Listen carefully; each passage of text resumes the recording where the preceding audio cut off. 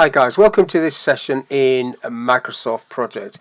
In this module, I want to show you the difference between creating a summary task and indenting tasks yourself. So first of all, let's just add a few tasks and I can show you what I mean. So let's call this develop strategy. So that's going to be my title, and then I'm just going to have a couple of tasks, task A and task B. So normally you would, and then just give these a couple of durations, you would indent these two tasks, highlight it like so, onto the task tab and select indent. And then this picks up this summary task, or what looks like a summary task, picks up the duration. If I change any of these durations, so 3 days, that will pick that up. 2 days, that's still 2 days. 5 days, that picks that up. If I link these two together, just put 2 in there, that will increment that to 8 days, which is great. That's what I want. The problem with doing it like this though is you can still click on that duration and type over it, which will make that task go from an automatic scheduled task to a manual scheduled task.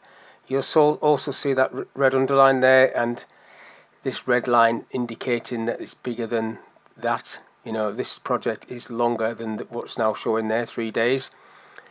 That would ring alarm bells to me. I can put that back to auto scheduled, which will sort that out. It's a bit more accurate.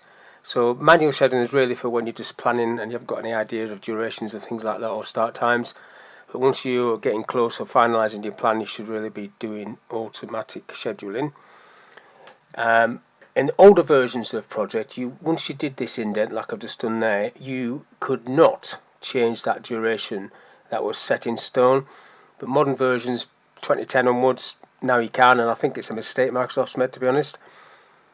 A summary project task, you get that from the Gantt chart format area, and over here you've got project summary task.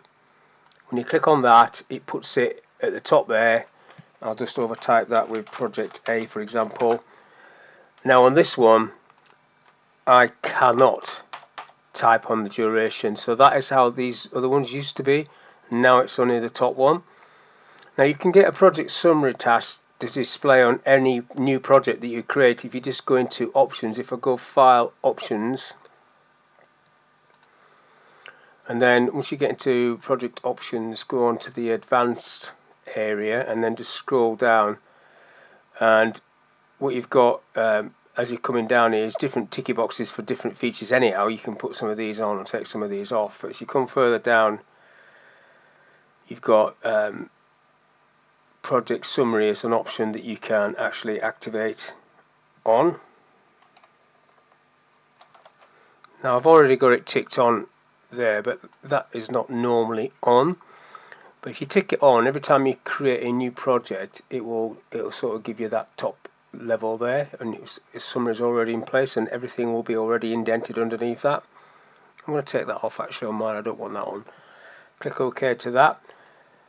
So that's just a very quick look at the difference between ticking a project summary task on or using your indents.